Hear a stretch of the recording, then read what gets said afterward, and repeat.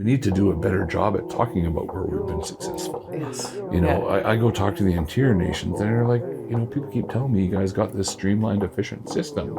And I'm like, well, we do, but it's not perfect, so I don't really want to sell it, but you need to start somewhere. Right. And that's one of the things I've noticed. I mean, just this perfect storm of wildfire and beetle wood has just put the interior of British Columbia in such a challenging spot to begin with, that why not restructure it and start again? You know, it can't get any worse. It can't get any worse softwood lumber wise and all those sorts of things. But, you know, sometimes the easiest time to fix something is when everything's completely broken. Yo, yo, ho, hey, yo, yo, ho. Ow, ow, ow! Back in the studio, we're home from BC Natural Resources Forum in Prince George, but I want to get on to today's episode. Recently, there was a report released from Conflict to Care, BC's Forest Future. And when I first got it, I was kind of like, who did they get to write this piece of shit? No, I'm just teasing. Shannon Janzen, dear friend, I don't even want to say how long we've known each other now. I think over 20 years, Over Dallas. 20 years, early 2000s probably. 2004. So right around the heat up of the Great Bear Rainforest. Right. I know I had Mackenzie Lane on a couple weeks ago and we were talking about how the three of us kind of worked together in the junior side of our careers, and we've just kept contact. And I say that jokingly because a lot of my listeners will know that you and I did some pretty cool things over the years when it comes to the Great Bear Rainforest.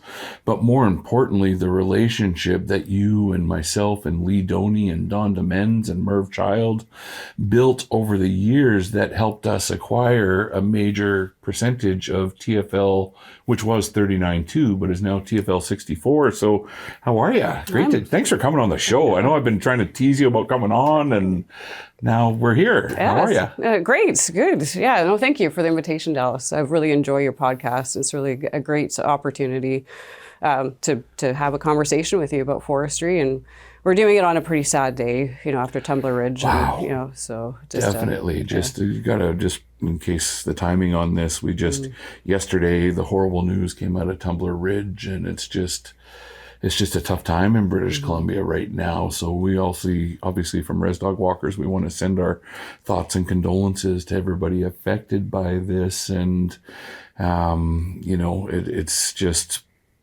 a sad part of life that's becoming a little bit too common. Yeah.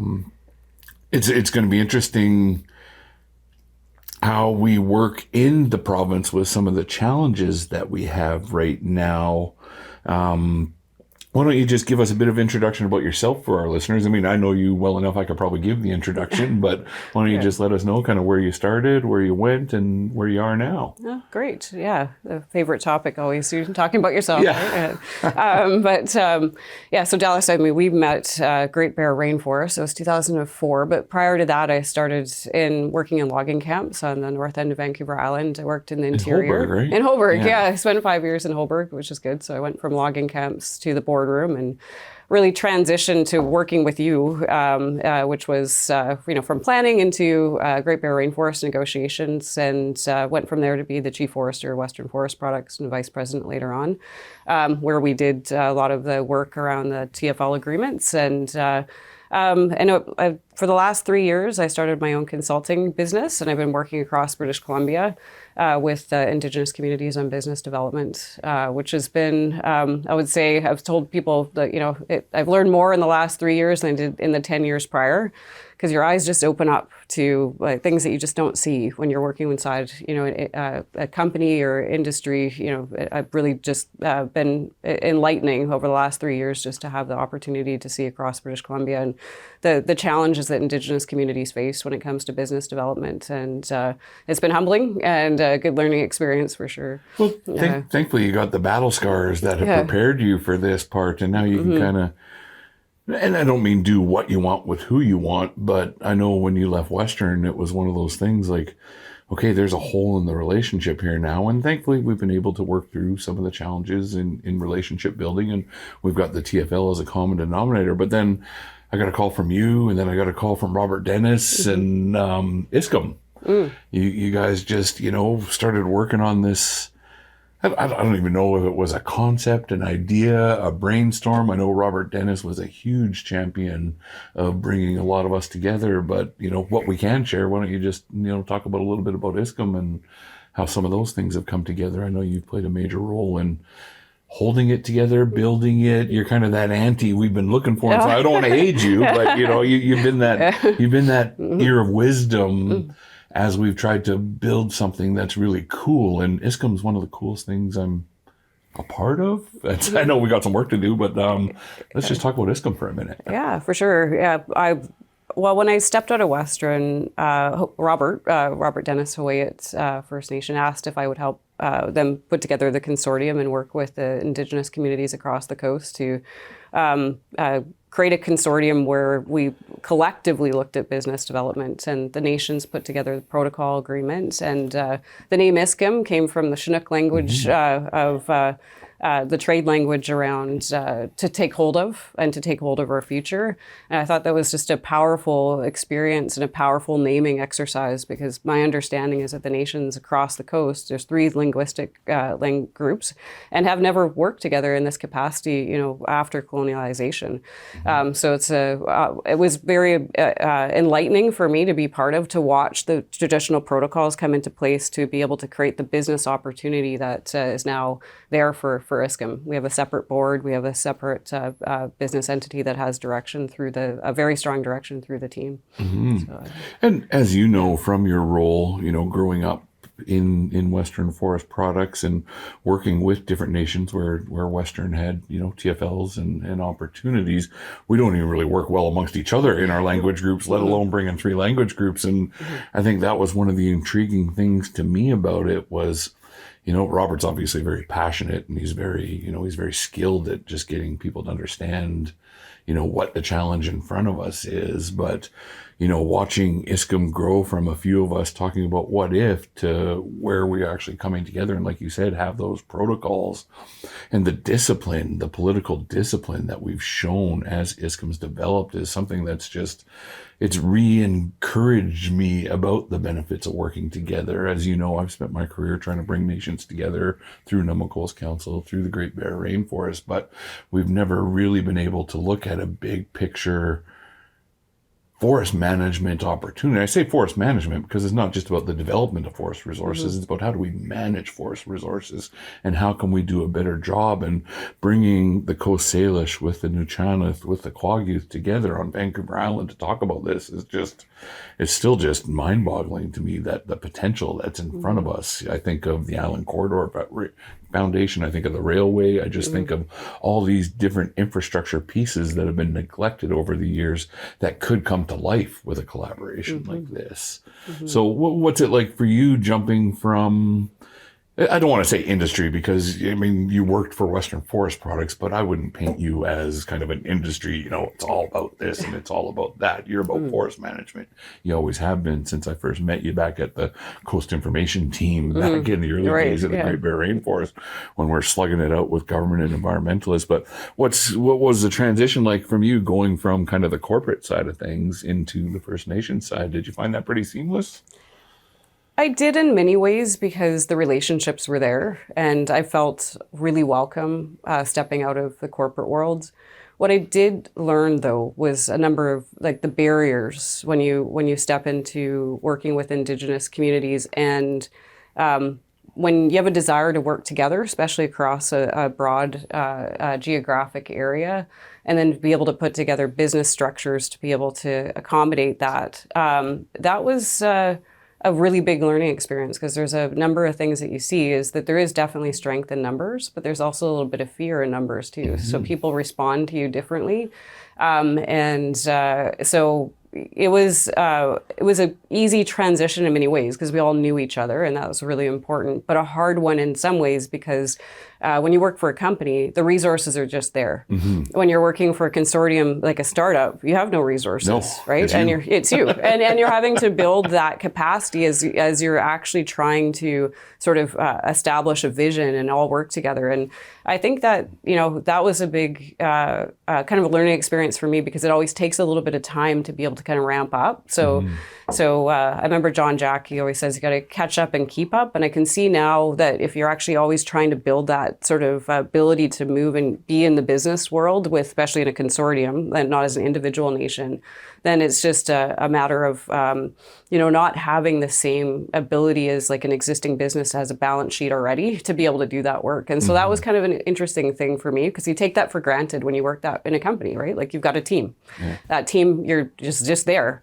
When you step out and you have to, everyone that comes in, you're paying for every person that's sitting next to you. Every bit of their time sort of costs you something, and you have to figure out how to actually pay for that. Yeah. And that's a very different world than the corporations. And I think people inside corporations actually take that for granted when they're sitting across from First Nations. They don't kind of realize how much it costs them in time, energy, and money to sit there and to be there. And alternative opportunity costs too, right? Because like you got other things to do. So I think that side of it's been eye-opening to us as well, because usually we sit down with one company and build a transactional relationship, whereas this time we brought nations together to build multiple opportunities. We haven't really said this is what it's going to do or this is what it's going to do. We've sort of said this is the future that we're looking at and trying to find places that we can fit in it from. And I just think of the people who've been involved. You think of, I've had the luxury of being part of the leadership group from time to time when my schedule and family life is permitted. But, John Jack and I have been able to go to Ottawa and sit with the National Council of Forestry and those different organizations and just talk about some of the visions that we're bringing to the table. And we're getting so much contact from other nations across the country now saying, hey, you guys are working together and it's working. Can you come tell us about that? Right. When we still haven't really achieved any of the goals. I mean, we're working down a path. We've got some things in the fire. There's a lot of things moving, but I think ISCM is going to be one of those things that we're going to watch over the next couple of years, and it's going to play a significant role in forest management on Vancouver Island for sure. I agree. Yeah, huge potential. Absolutely. So I think that's a good segue, and it's pretty shitty during the opening, but I got to quit interviewing my friends because I just take some luxuries that I wouldn't take with a normal guest. I was talking about my great interview with David Brand, and that was kind of one of the first times I interviewed someone who I didn't really know that well, and then I come to someone I know, and I'm just teasing you about this report that's going to be paradigm shifting. We've watched governments over the last few years, and I'll kind of go back to Gordon Campbell a little bit. They kind of opened the opportunity. Right. We didn't really get anything done with them, but we opened the opportunity. They put some revenue sharing on the table. It was a shitty program. It was a shitty formula, but it was a place to start. And I've come to terms with that. As one of the people who helped negotiate the beginning of that first revenue sharing program, It was Gary Waters, myself, Art Sterrick, Gujau. We sat down with the Liberal government and just sort of said, okay, you got to start sharing some of the revenue from some of these resources. And I've talked about this on the show before, how, the formula they came back with us, we actually said, no, we're not interested in that. And then they went to the First Nation Summit, and the First Nation Summit needed to show some progress, so they adopted it. Right. Yeah. And again, it's a starting point. I don't think anyone ever visioned that was going to be the end of the discussion. So we had to start somewhere. But now we get to this report that you guys have done. Maybe just give us the Coles notes of this, and then let's get into it a little bit from our both personal, well, I shouldn't say personal perspectives, from our experience perspectives, and then talk about, just the future of how reports like this are going to help keep the momentum that has been started for the last 15 years in British Columbia around First Nations involvement in forest management. So tell us about this report. Great. Yeah. I see my friend Gary Merkel was involved. He seems to be the front and center guy, which is good because he's a good Indigenous man, but he also understands the reality of the forest industry. But I'll quit interrupting you now. No problem. Well, I might not. It's my show. This is your show. You can do what you need to do. We're all used to that. So it's funny when we first agreed to do this, when I first agreed to do it, because, you always have to choose. You only have so much time. I remember you, me, and Rob Botterill talking about this before it got introduced. Yeah. So why was, it was through the Karga agreement, which was the NDP Green agreement. Which just just terminated or lapsed or what, I don't know. Each of them say a different thing, but it's not in place anymore. As of like a couple days ago. So breaking news, but they had, as part of that agreement, to do a forestry review. So they asked collectively if I would be willing to co-chair, and I think both Gary and I agreed, but on the basis that we'd be independent. And it was through the Premier's office as well. So Ravi, the Premier actually was one who signed Karga, and but the Forest Minister was kind of the lead. But one of the key things that attracted me to this particular review was that it's right across government. Yes. And a lot of the reviews that have been done in the past are like the Ministry of Forests. And as you BCTS specific. Exactly. Or old growth specific. Yeah, so it's one ministry, and the Ministry of Forests, as much as we have a great deputy right now, they only have so much room to move because you have Murr, you've got Walrus, you've got jobs, and so right across government, like how do you actually create a cohesive strategy on forestry? So that was, but the independence was also important because when you're you want to be able to shine a light on government too, because like it's not just some of the challenges. That's right, some of them. And what you realize, and diving into this, is I think we all have to look in the mirror and where we are. I would say that just a broad level assessment. We spent 6 months. 6 months is not a lot of time to be able to come up with a new stable system for communities, economies, and ecologies, which was our mandate. But it was enough to be able to realize that right across the board, people are it's not working for anyone. And so there's a lot of frustration in BC about how we're managing the forest, about the predictability of the outcomes, about the working relationships that we have across the board. And inside of government, you see that there is a lot of conflicting mandates and conflicting interests and conflicting sort of like budgeting. And, so all that was first step, we sort of identified what are the underlying problems. And we spent the first 4 months doing that, sort of just to try to figure out, okay, what are we trying to solve? What's the problem we're trying to solve? Then we spent the rest of the time, what are the key things that we could do in British Columbia? And that's where a lot of the learnings come in when you come back to the coast. The coast is almost night and day, Dallas. Like, I can't say, like, we spent our world in the privilege of working on the coast of BC, which is a bit of a pressure cooker in many ways, because you've got a lot of conflict. We all came up with it, but we got used to it, right? Like, it was kind of how we were able to manage through the relationships. We were able to form these partnerships. We kind of have a way in which on the coast to forge path forward. The interior, it's a very different mindset, and it's a very different forest, and they've gone through the mountain pine beetle, and they've been through wildfires, and we've got big timber supply areas and volume-based tenures, and a lot of confusion on the land. So the first thing I guess I would say is that, the regional diversity kind of comes into play. BC is probably the most diverse province we have in Canada, ecologically and communities as well. And, so we wanted to be able to recognize that. So where we landed was, everyone keeps talking cutting permits. We need cutting permits. That's the problem. Just get volume, right? That's the last part of the process. Like, how are we managing the lands? And it goes back to our work, we always sort of focused on that piece. Because once you figure out how to do that well, and you can create a predictable outcome, like that's really where we need to head. And so this report gets to area-based management, trying to and making sure we have right data. If you recall, on the Central Coast, we spent a lot of time arguing about the best available, and then 20 years later, it was still the best available, right? But what if we'd actually got really good data at that point, right? So LiDAR inventory for BC for not just the forest lands, but the parks and protected areas too. So it's consistency. Regional decision making, which ties back into Indigenous, I think, rights and title. It's very clear that place-based decision making is where we need to be in BC, and just a transition structure and how to get there. So we kept our recommendation as narrow as possible to try to get focused, make sure it was clear as to where we need to head. But it is a big shift. But it's one where we see a lot of support at a high level. Everyone's like, yes, regional decision making. The how is kind of where we end up having a bit of debate, right? Yeah. And that's when the report was delivered, I've been making big mistakes of watching the comment sections when these things are happening now. So various social media and, follow CBC and various places.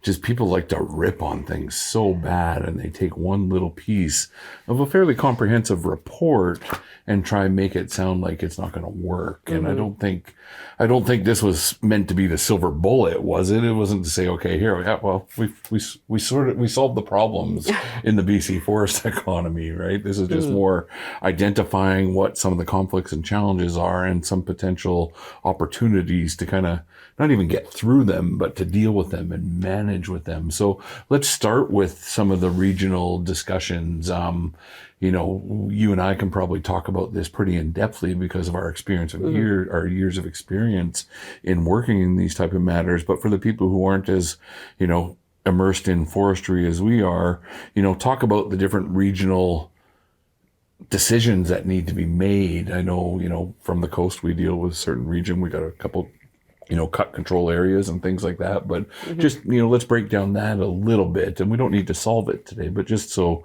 people get a bit of better understanding what we mean when we mean regional decision making. Yeah, for sure. So I think if you take a step back, BC's forest policy originated through the Forest Act, which was 1912, I believe, and then it was amended a couple other times. But what came out of that was these timber supply areas and tree farm licenses, which are management units. And right now in BC, we have about 46 management units. Some of them are really big, like Prince George TSA is almost 8 million hectares, 7.6 million hectares. And it's not, and there's a lot of individual First Nations in that area, different communities within that area. The adjacent Mackenzie TSA, I think that's around 6 million hectares. 6 more. So these large geographic scopes aren't really relevant to the individual communities, and they also don't have like a timber supply analysis that is actually updated on a regular basis to be able to sort of reflect the lands where the timber is being harvested. So really what we're talking about is making sure that you have like a geographic, relevant geographic area that makes sense to the local communities and the landscapes that you're in, and then tie your actual timber supply analysis to that portion of the land base versus this huge area, which can float volume across the whole. I think I've heard, again, I shouldn't look at the comments either, but there's... up to, we said up to, and it's a maximum kind of like sort of guide around 100 across the province. And again, keep in mind, we have 46 already. There's 90 million hectares within BC. And what's the AAC now across provinces? 40... The AAC million? Actually technically is 61 million. Oh. Like if you add it all up, it's technically 61 million. Everyone talks about 45 million because they threw out that number and said we need to get that on the ground. But because we haven't been harvesting our AAC for a long period of time. And the reason for that is a lot of like the lack of assessments and a lack of forward planning. So what we've recommended is the ability to do that forward planning on a geographic area that's relevant on the basis of the land, not just kind of forcing volume into the land base, because that's kind of where the conflict comes in.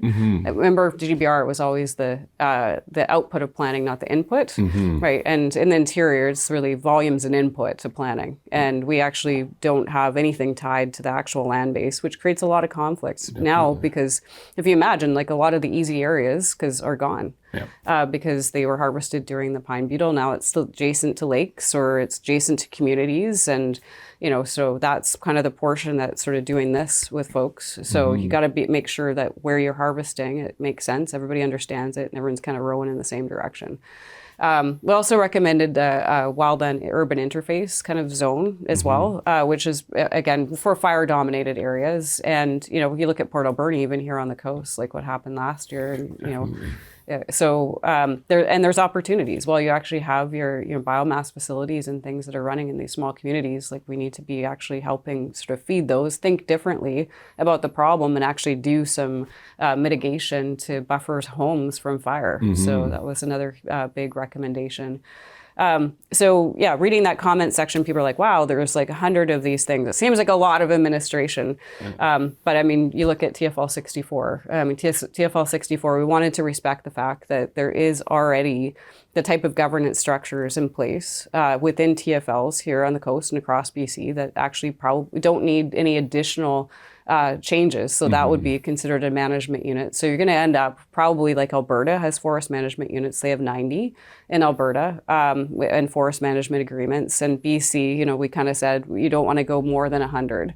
And that's really is because you want to set some expectations, because there's always the lumpers and the splitters, and people are going to come out with, hey, I got my backyard, let's make that a forest management unit versus, and then some people are going to say, well, you know, 6 million hectares kind of works for me because I can extract more volume that way, you know, or whatever. Maybe it doesn't work for the nations or doesn't work for the communities. So it was just a guide to be able to do that. And no, this isn't what this is a framework for moving from 1912 to 2026 to be able to recognize the fact that you know, we're actually really operating in an era that doesn't exist anymore.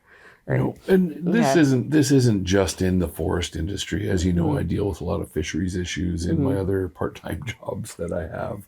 And the Fisheries Act is 110 years old itself, and it's still used to govern resources that were once plentiful, that were taken for granted, that have had poor harvest management in history. But also, you know, I think there's some synergies there, because fish habitat's obviously a very important issue when it comes to fisheries management, but forest management also has some significant fish habitat issues. I know, you know, on Vancouver Island, we're trying to deal with different watersheds. Some of them we think we're in a position we can start to restore some of the values, and some of them, I've got no problem admitting, have been so damaged by industry, by misuse, by climate change, by all kinds of factors, that spending millions of dollars wouldn't get us in a place where they're actually having a result at the end of the day. So in Namaqua's Council Nations traditional territory right now, we're doing a 50 watersheds assessment where we're actually ranking 50 of the watersheds throughout our collective territories and saying, okay, this one's in pretty good shape. There's some good health here. Well, this one needs some work done. This one needs some downstream work done. And so this is really going to help us in starting to work with government, as in not just the Ministry of Forests and not just the Government of Canada, but how do we actually get in a position where we're talking about this area for all the values that exist in it. And that's why I like this report, because it's not just from the Ministry of Forests. I think water, land, and air resources has a significant role to play in the decision making that they do around watershed assessments and things like that. Obviously, MIR plays a huge role. The Ministry of Indigenous Relations plays a huge role in this, because we're in the middle of jurisdictional discussions around these places. But as we've learned, if we're doing things properly, who's in charge doesn't matter. Right. And that's kind of what I want to pull out of this report, is what is something in here that we can start to do that's going to keep that momentum going as we get the jurisdiction stuff figured out. And so, you know, protected areas is a good example. Protected areas are almost low-hanging fruit in negotiations for me, because I can get the values that I need through the co-management agreement of said protected area. But when we're talking about operating areas, there's certain values that are always going to be up there and they need to be taken into consideration. And I won't get jurisdiction over enough of them that it makes sense for me to use that as a treaty settlement area. Right. So it's interesting to me. That's one of the things that I hadn't thought about until this report actually came out, is how can we start looking at things that, regardless of who's in charge, this is the right thing to do right now. You know, for 20 years, the forest industry has been talking about a paradigm shift, you know, for 20 years, at least the 20 years you and I have been involved. You know, we got to change how we do things, and we haven't really.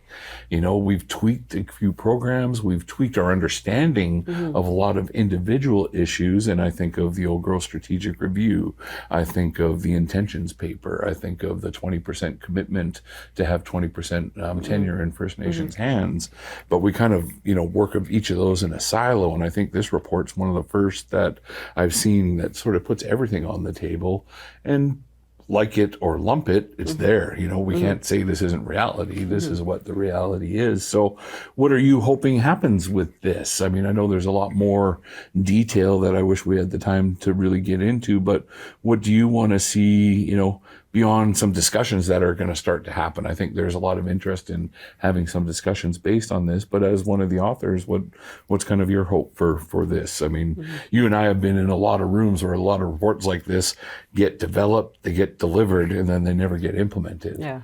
What's something you'd like to see coming out of this? Yeah. The whole thing, obviously, right? It's not about implementation per se, but. Yeah. I mean, that is the fear, because I think everyone who was on the team, and it was a team of 9 people, and they contributed a lot of passion because they believe in this. And you look across BC and so many people, forestry's in our blood, and the forests are. And so the hope is that, if at a bare minimum, like a LiDAR-based forest inventory across British Columbia, that's shared by everyone, open source data where everyone has access to it. Let's level the playing field. Let's make sure that everybody's got access to information. Yeah. But let's also make sure everybody understands what that is. We came from, again, our forest management system was built from 1912 through the 70s. We haven't done a lot to update things in the last length of time, and technology has gone it's exponential.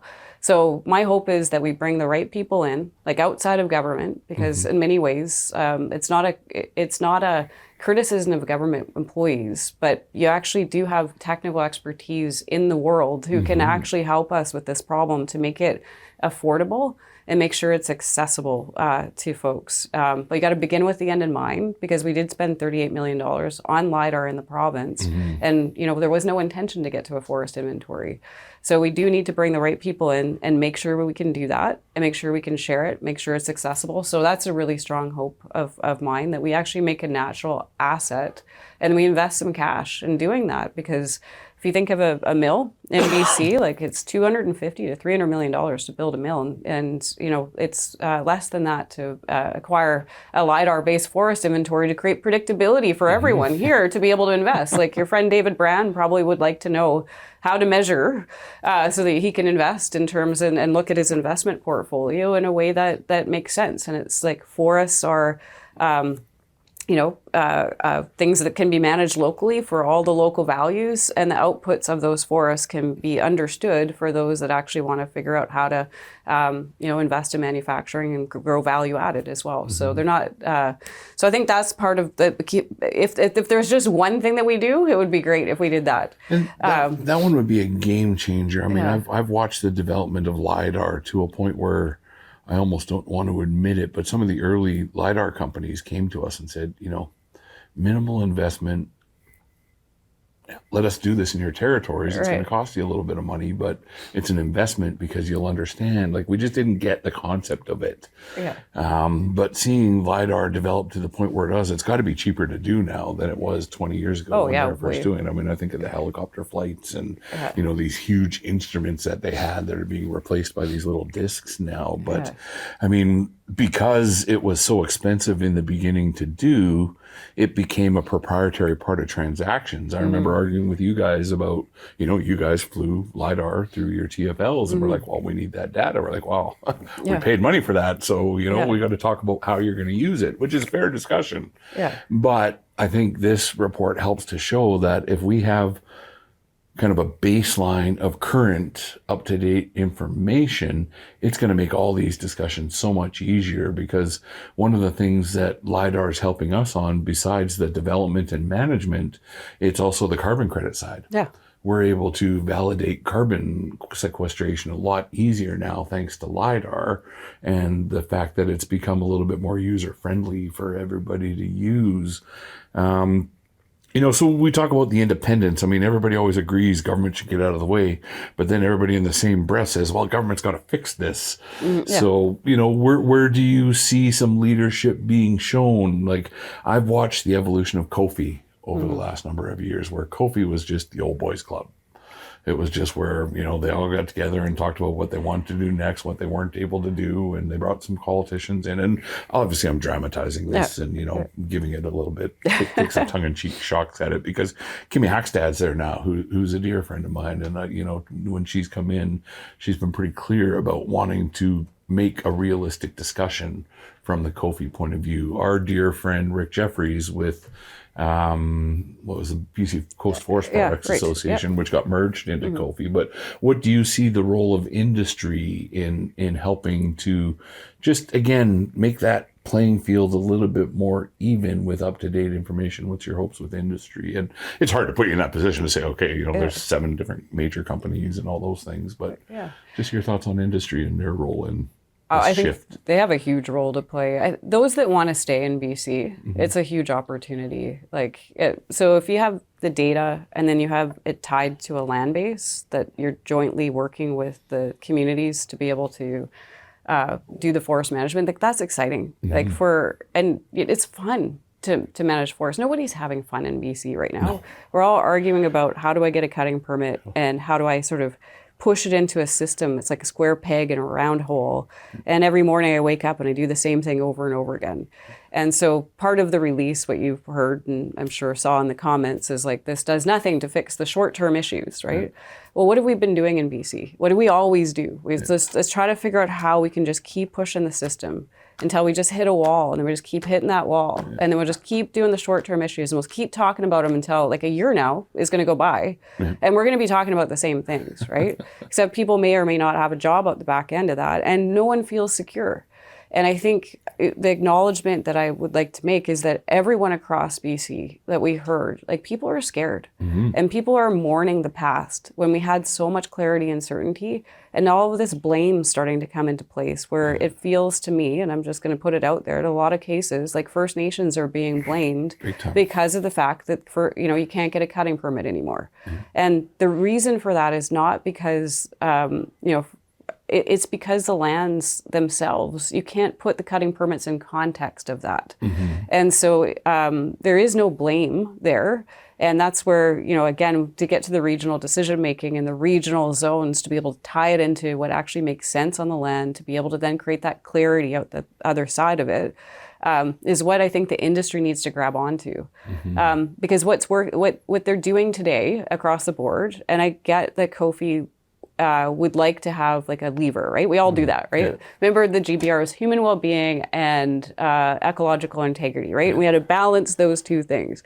Then we just hammered each other with a stick for a period of time, almost 17 years, to try to figure out how you get to your 70% and keep your 3.5 million, right? So this way in which to sort of use numbers to be able to get at something, which creates a lot of conflict in places, that's happening right across BC.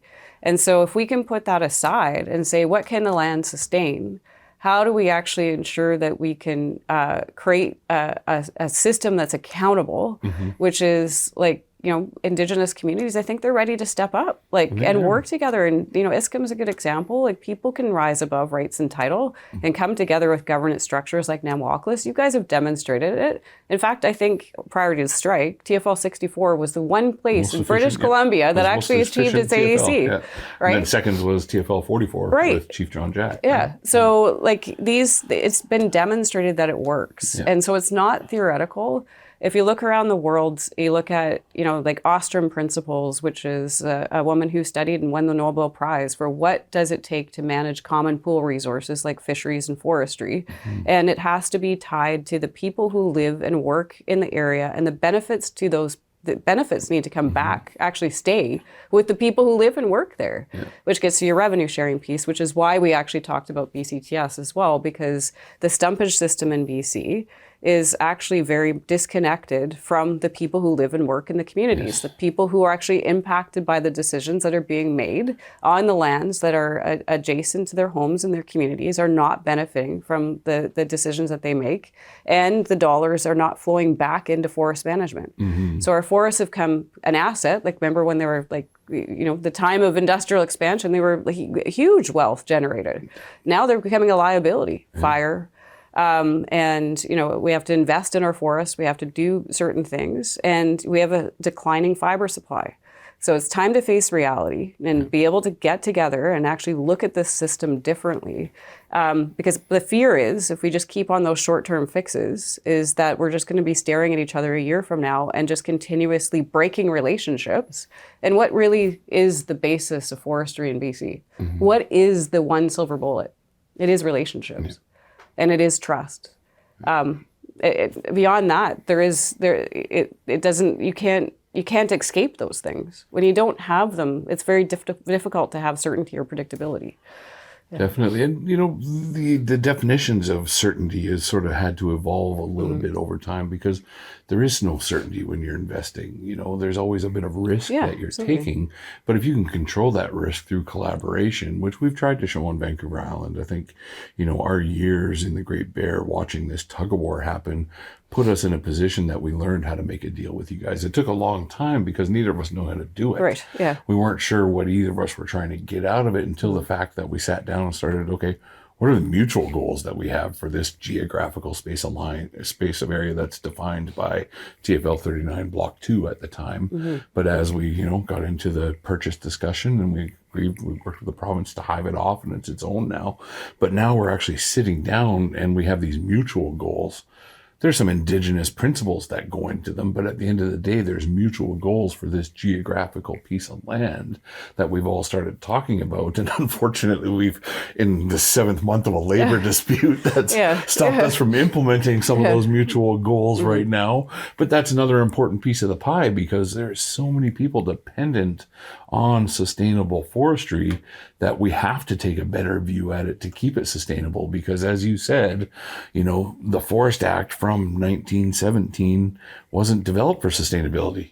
It was developed to reap the harvest that existed. Well, those realities don't exist anymore. And so I keep waiting for this paradigm shift, but it's almost a complete restructuring. And I think, you know, it is so shitty out there right now. There's no real better time to do it than right now, because unless we figure it out, we're not going to bring that investment back. I think that's one of the things that we're seeing, you know, having the ability to talk to some of the people who've been involved, step away and came back, like David Brand. I think of, who's the fellow who was with Western, Ricky Dolman. Right, yeah. You know, Rick Dolman was here and saw it and watched it kind of crumble a little bit. And then he left and got some perspective and came back and has some really generational ideas that you wouldn't have heard come out of his mouth 20 years ago. Absolutely. You know, or his father's or things like that. So I'm really at this point now, because of actually owning equity in one of these things. Like, I'm losing $2 million a month during this strike right now, that unfortunately I'm going to have to change my plans to try recoup some of it. And I have to keep in mind that a short-term recruitment isn't going to help me in my long-term sustainability around the discussion. I'm going to own this TFL forever now. It's going to be part of my treaty settlement. It's going to be part of our treaty. I shouldn't say mine. There's 4 other nations who are active participants in the discussion, but we all have the same goals on the table.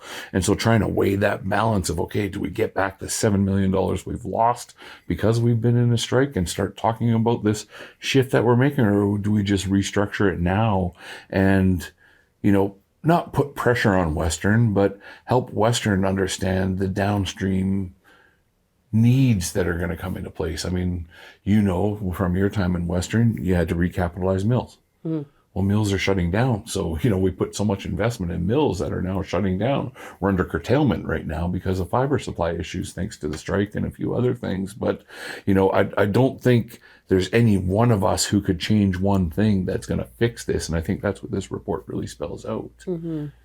Yeah. I mean, there's a lot to unpack there. And I guess, like I said, we all have to look in the mirror. And if I were to look in the mirror and say, what did we do when we started on down the path of these agreements? Like, where was the USW, right? Like, we didn't, like, the back end of this report is a history of Indigenous, you know, legal case law. Foresters come up, we understand it. It's just, we know it. We train our foresters. We educate people. We don't educate the public. And, you know, I remember when we announced that we were going to do a portion of the Alberni Pacific Division sale to Hawaiian First Nation. They had an option to purchase. They didn't end up purchasing it. A couple of the employees kind of put their hands up and said, hey, who are these people, right? Like, and those employees had lived in Port Alberni their entire life. And it was like, it was, you know, someone from like a corporate takeover from somewhere, international takeover. But there's not been that connection back into the manufacturing facilities. And when you get out of the timberlands, like the actual foresters, the people on the ground don't quite understand the history and the case law. My mom doesn't, and the public doesn't, which is why the Land Act issues all came about, right?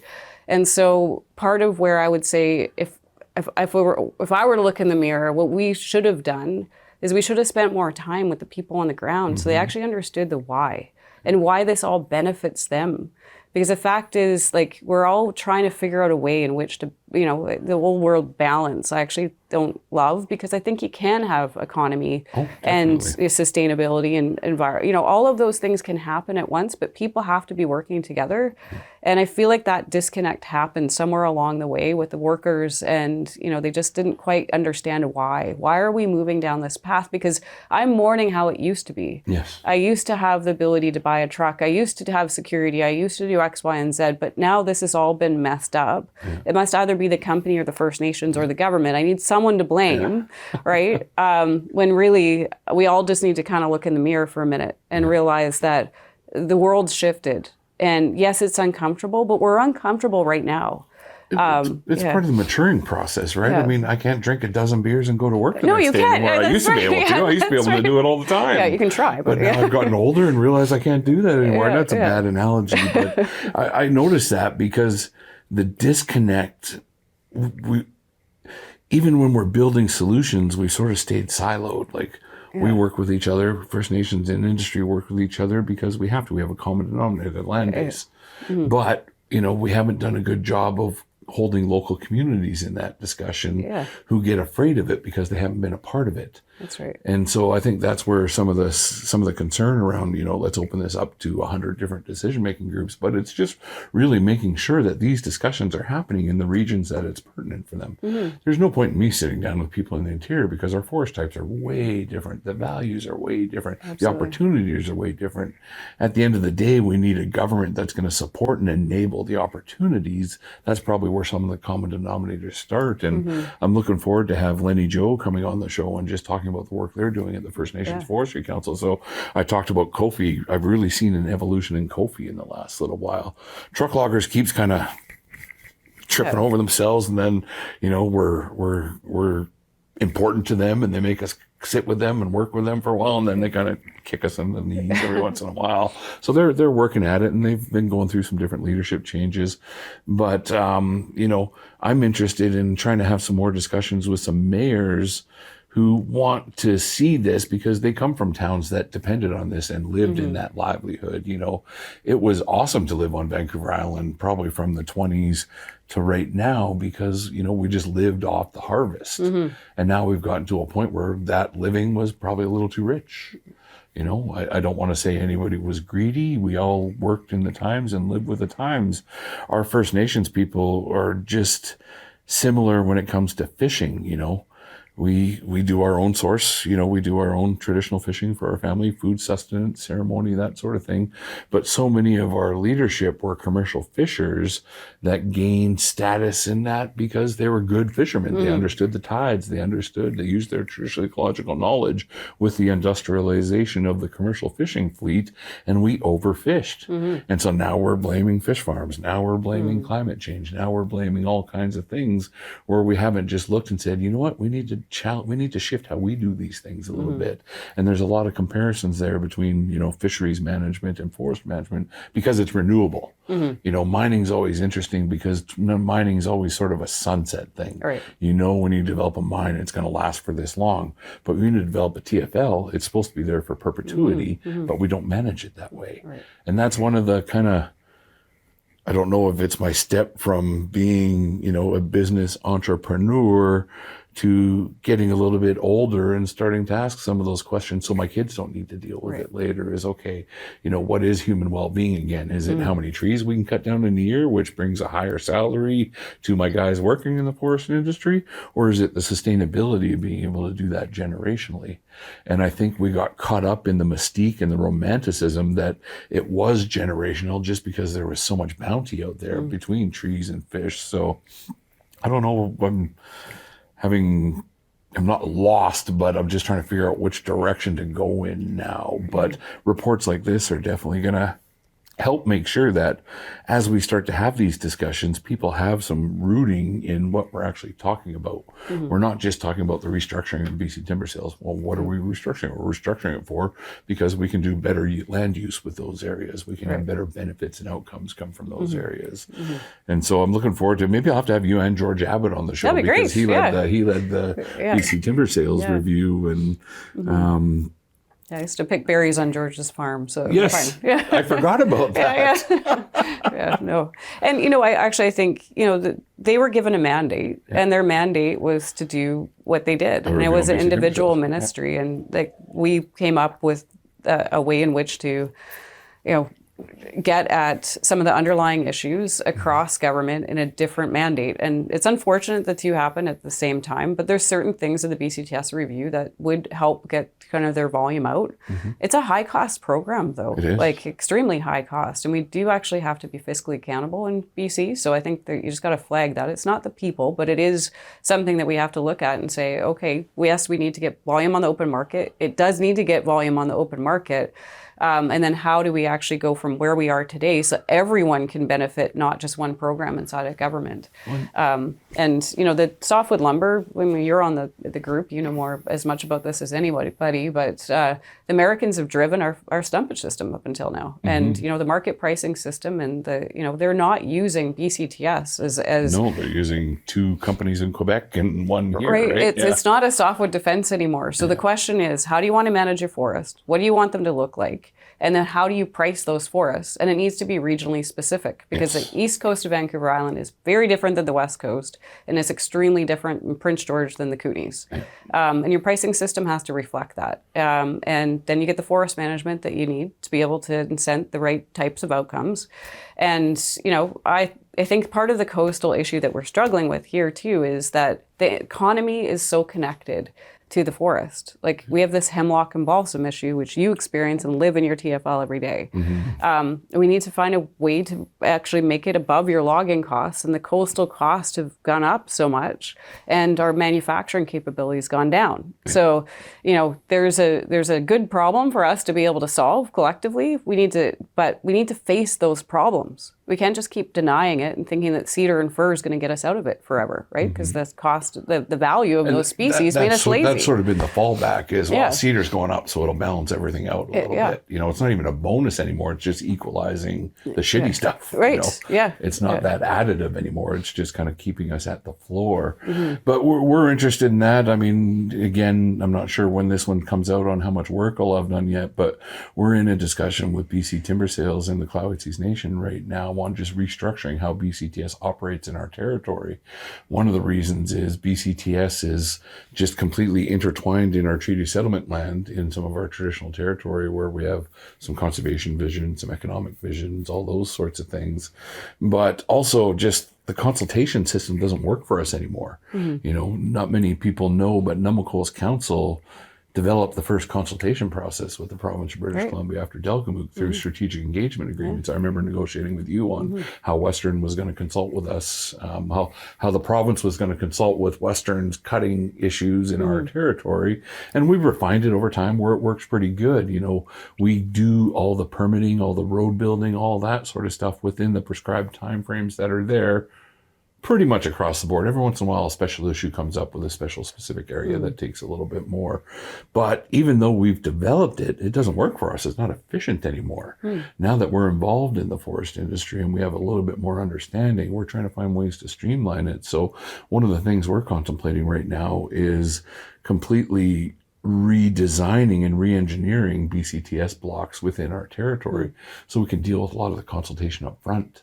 So we can talk about how the road building system is going to be integrated and work from block to block, because the problem with BC Timber Sales is they have this vast operating area and then they auction off a postage stamp at a time. And so trying to build a connective road network and trying to build the infrastructure that each of these people who are going to bid on these opportunities and create jobs and wealth, and they're an important part of the system.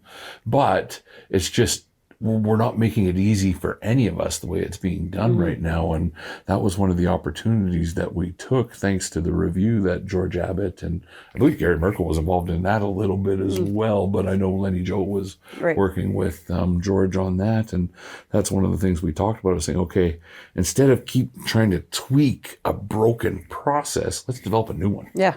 You know, obviously you can't do that across the province. You have to have test cases, and I hate the term pilot project, but you have to have some areas where you try something new. Yeah. And, you know, I really hope that the province continues to help the further evolution of where some of these relationships have happened. And I don't mean that to take away the opportunities of nations that haven't had the ability to do some of these things, but we really need to see how far some of these collaborative discussions that have been underway for probably the better part of 10 years. And again, I think of the Hawaiian, I think of Namako's Council, I think of, you know, northern coastal nations who've done some of these things, the Numgeese and their planning.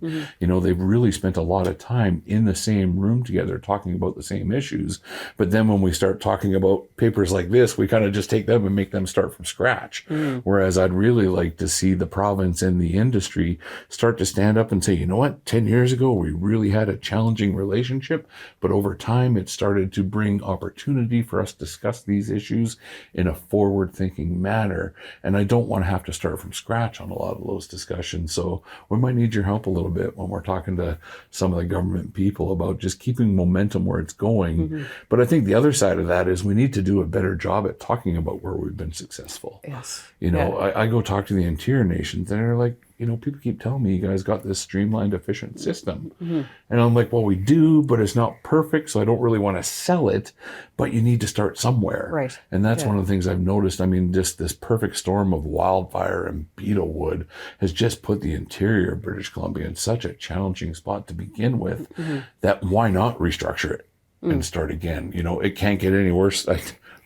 It can't get any worse softwood lumber wise and all those sorts of things. But, you know, sometimes the easiest time to fix something is when everything's completely broken because you're not band-aiding something. Just some of your thoughts on, you know, that, again, that future direction that you'd like to see happening in some areas. Yeah, I just want to pick up on your point to not starting again and really focusing on the bright lights. Like we're really good as humans to focus on all the problems. And I think we also... That's a human nature thing. It's not a racial thing. I used to think it was a racial thing. No, I think it's just human nature, right? Like even when the report came out, what do? You look at the negative comments. Like there's few people said a few good things, like truck walkers and others. But I think the bright lights is really where BC should be focusing, because otherwise what I see across the board, people are trying to get in attention to be able to actually do something different, to navigate out of something that's not working for anyone by actually just shutting everybody down, right? Because that's the best way to get attention, is if you create conflict. And so now we're training everyone, that's the process. That's how I actually get anything done. When really it should be, let's encourage people to be innovative. Let's not worry about the precedent, because those precedents are really good. That's what's gonna bring us forward. And let's get those and communicate them, right? Like to your point, like Numgeese and your work and lots of places right across BC. And it's not isolated. There's lots of good work going on, but we don't seem to talk about it. But you made a good segue there, because the conflict side, I mean, I can say this to you and you'll understand, you know, if we didn't have the conflict in the GBR, we wouldn't have started anything that resulted in some of these discussions. But now I'm at a point where the conflict is taking away the capacity to do some of the real work. And let's not hide about it. Fairy Creek, the Sitka Valley. You know, these are hotspot areas that have huge ecological importance. And let's make that clear. That's not lost on me. It's my territory. You know, we managed it for thousands of years. No activist is going to come tell me that a speckled algae or frog or dust or moss has to take precedence over my rights and title and value, because we understand all those things because we've lived in connectivity with our lands and resources. But, you know, you and I have had to spend a lot of time earlier in our careers, but lately just understanding that conflict's out there. And I don't think we try stop it, but trying to manage it. Just some of your thoughts on, you know, your role now, you know, when you were in the industry tent, and I just say that's such a shitty way to put it to a friend. I really don't mean it that way. But when you were on the industry side of the table, conflict meant different things to you. Now that, we're sitting in there and, the activists have gotten very good at using, and I'll say using, I've got no problem saying that, using some First Nations values and some people to try to bring the awareness of their issue forward. Whenever you see an activist, they're never talking about the rights and title. They're talking about the conservation values, but they use Indigenous people to propel that voice and to help with the fundraising and some of that. Just some of your thoughts on the activism and how we're dealing with it and just around Vancouver Island and the potential. Yeah. It is like all the integrated research. You're already on all their shit lists, Anna. You're never going to get off it. So. No, that's I actually think in a lot of ways we all kind of want the same thing. And we want to be able to move forward in a way that ensures that, the large iconic trees on the coast of BC are unique globally. Yes. And, we've done a lot of work in the Great Bear and we've put a lot aside. And I recall you saying that, the Vancouver Island was supposed to be the place that we actually had an economic opportunity. But which was part of the table agreement. Which is part of the agreement. Yeah. So I think, there's that. But there's also a sense that, some of these really large cedar and areas that are iconic old growth, like why don't we have the opportunity to preserve them? And a lot of that comes down to just some of the base fundamentals of how our economy is developed here on the coast. And it's all about sort of that high value side. And we keep getting pushed into that because we aren't actually focusing and we are getting lazy and we haven't actually have a structured transition to second growth. Like how long have we been talking about that?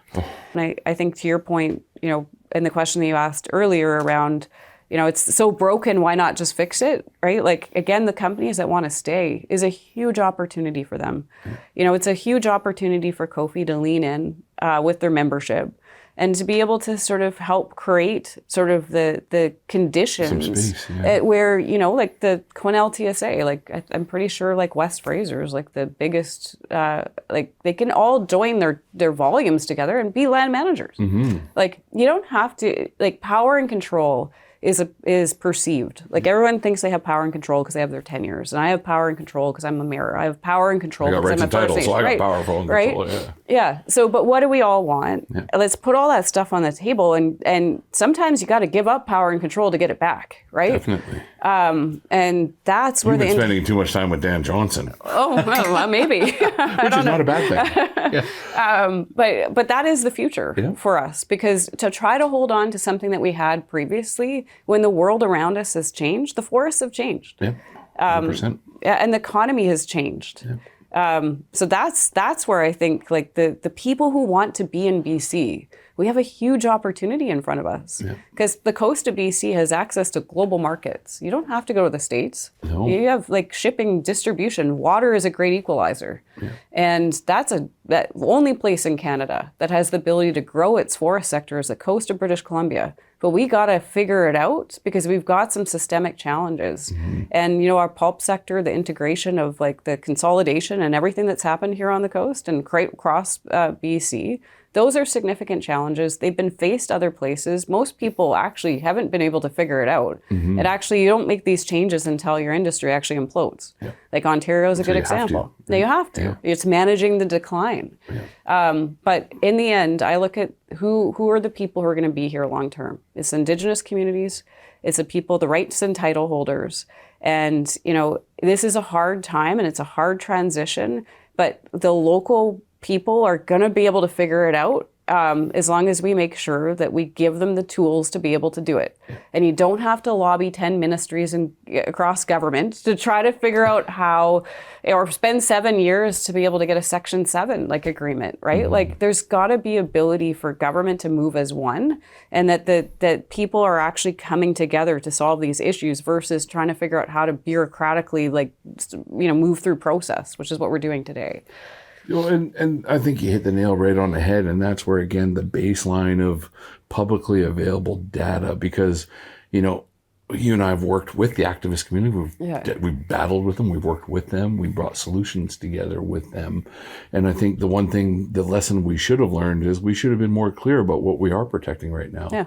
Again, I talk about the large cultural cedar program that Nunavut Council developed, and gave voluntary opportunity to a point where it's mandatory now. And Western was the first company to sign on to that because of the relationship we were building. But I wish people understood that we're recruiting for old growth now.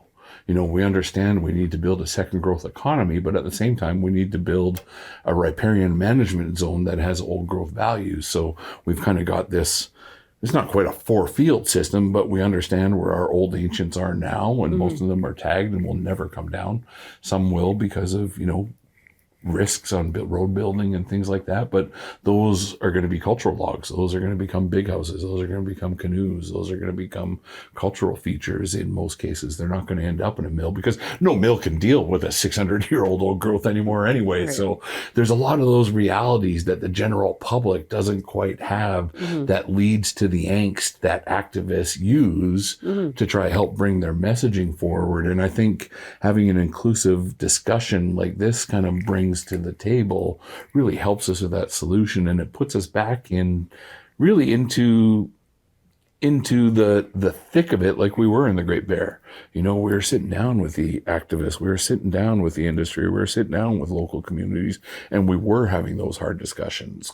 And I wish we carried a little bit more of what brought that in place, but we can only have great facilitators like Dan Johnson around so much, where I think government needs to set us up. And that's one of the things I'll definitely be talking to the minister and the premier about, is just, okay, let's look at some of these regional representation ideas and let's fill them with stuff that's working. You know, going back to those of us who have started to break some ground on how this new world could look, need some more room to grow a little bit. And let's use some of the things contemplated in this report to kind of support that and make it a bit of a framework. So every time we get to record in the studio and have someone in person, we like to start up a segment that's called Ask the Next Question. So usually at the end of each episode, I've asked that guest to ask a question for the next guest, not knowing who they are, not knowing what the subject matter may be, and it's open-ended. There's not really, it doesn't have to be about the interview. And so we've done this about half a dozen times now, and I'm trying to make it kind of part of the structure of our in-studio sessions that we have. But I have a question from our previous guest. So we'll roll that for you. You can have a kick at it. And then we'd like you to ask a question of our next guest. Okay. And it doesn't have to be in the subject matter that we've discussed, just anything you might want to ask my next guest. All right, so sounds good. We'll go ahead and play the last question. Whether it be from a book, a comic book, a TV show, or a movie, which villain appealed to you the most and actually has a point? Which villain in a movie or TV show or book has a point and has informed how you make decisions in your life and what you talk about politically? Oh, a If you say Dawn Demands, I am going to laugh my ass off right now. Sorry, Dawn. There's in a comic book. Oh, well, that's a tough one because, you know, you have to associate with them too. Oh my, a villain. Ugh. From any genre, though. Any genre. Yeah, or any media. Oh my goodness. I don't know if I apply this, but Killing Eve. Okay. The villain in Killing Eve is the Russian woman. But I wouldn't apply it, but she's very tenacious in terms of her philosophy, and she actually did do some soul searching through that. But I would say maybe the villain in Killing Eve. Well done. Well, I can't wait for John to see this episode and see his question answered, because but now people are going to be looking into that going, oh my goodness, she's like next time we're having dinner, you start speaking Russian, I'm probably going to leave. Yeah. So unfortunately, time again is just the biggest enemy of a great discussion, but I really appreciate the work that's going on there. And I want to thank our listeners. We're growing. I was just in Montreal last week, and I was working with some of the Nunavut nations from northern Quebec and southern Nunavut, and a few of them are Rez Dog Walker listeners. So to each of our growing audience out there, I really look forward to bringing some more stories about First Nations values and rights and title, some of the good discussions, some of the tough discussions. I know a couple weeks ago I did an episode on residential schools that was more just for my therapy because of all the crap that's going on in the rhetoric. But after the dust settles, I look forward to, just having a real what's next discussion. So I want to thank you all for tuning in. Remind you, BC Indigenous Resource Opportunities Conference is June 3rd to 5th in Nanaimo, BC. Maybe we'll have Shannon Janzen and her team come and talk about this report. So good to see you, and we'll see you soon. Great. Well, thank you. Ow, ow, ow, ow! Yo, yo, ho, hey, yo.